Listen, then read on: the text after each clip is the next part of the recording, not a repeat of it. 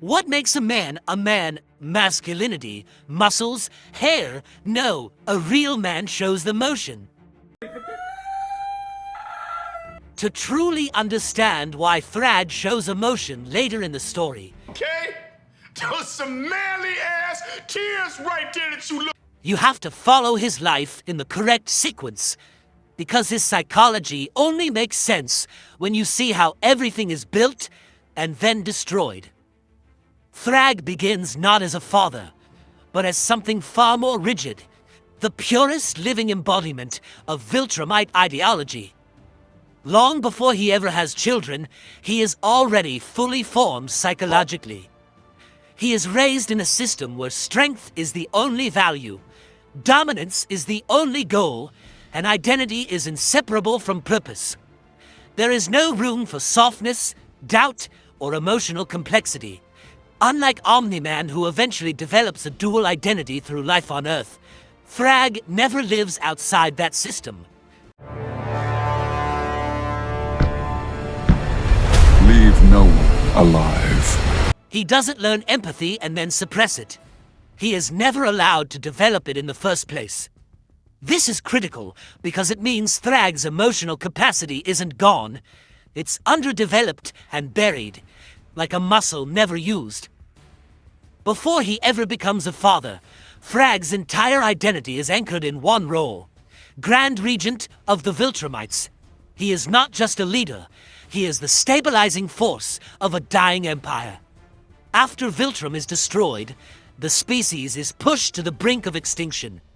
This moment is crucial psychologically. Most characters would experience this as trauma or loss. Thragg experiences it as pressure. There is no time to grieve, no space to process. Instead, his mind doubles down on purpose. The Empire must survive, no matter what. In psychological terms, this is a form of defensive overcompensation. When faced with existential collapse, Thragg doesn't break.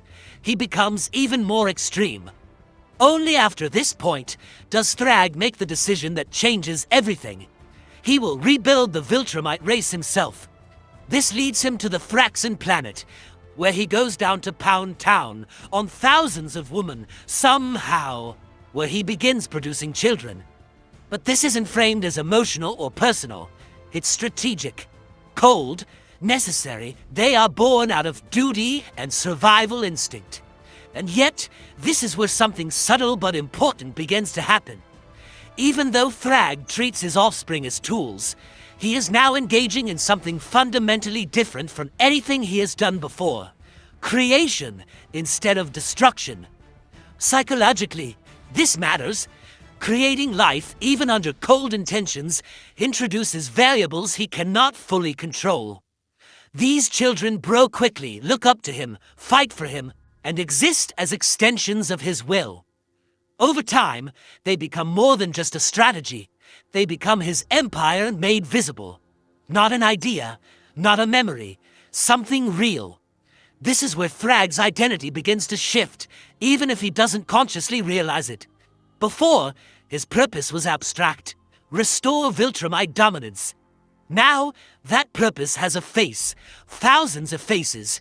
His children are not just soldiers, they are proof that he is succeeding. They are his legacy, his validation, and his future all at once. In therapy, this would be seen as externalizing the self, placing your identity into something outside of you. It's powerful, but also dangerous, because now, if those external things are destroyed, the self destabilizes. And that's exactly what happens as the conflict escalates, especially against Mark Grayson and the remaining Viltrumites.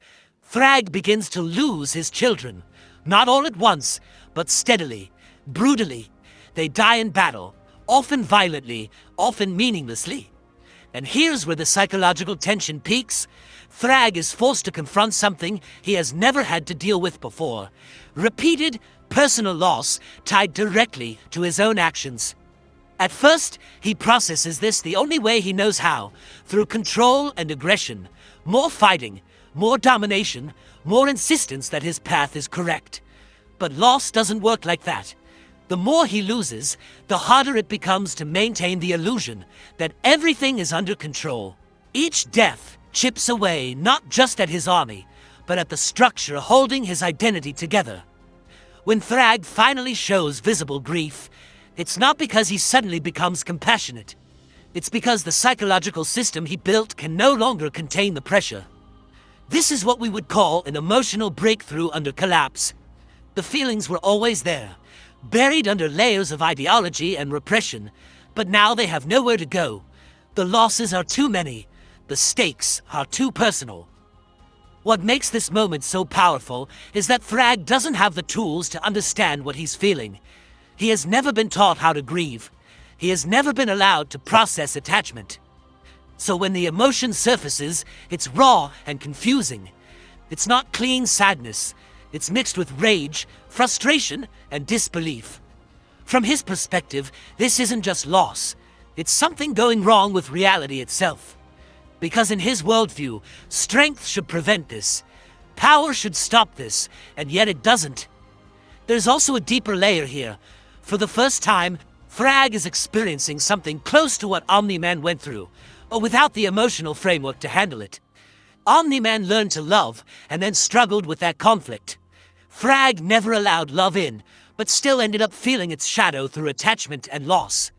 The difference is that Omni-Man evolves because of it. Thragg cannot. So when he cries or shows grief, it isn't a turning point, it's a fracture. A brief moment where the reality of his situation breaks through his conditioning. But instead of leading to change, it leads to deeper entrenchment. He doubles down. He keeps fighting. He refuses to reinterpret what he's feeling as weakness in his beliefs. Instead, he treats it as something to overcome. In the final stage of his arc, this unresolved conflict makes him even more dangerous. He is no longer just a symbol of control. He is a being experiencing loss, but refusing to adapt. In therapy, this is one of the most unstable states a person can be in. High emotional activation with zero integration. He feels everything, but processes nothing.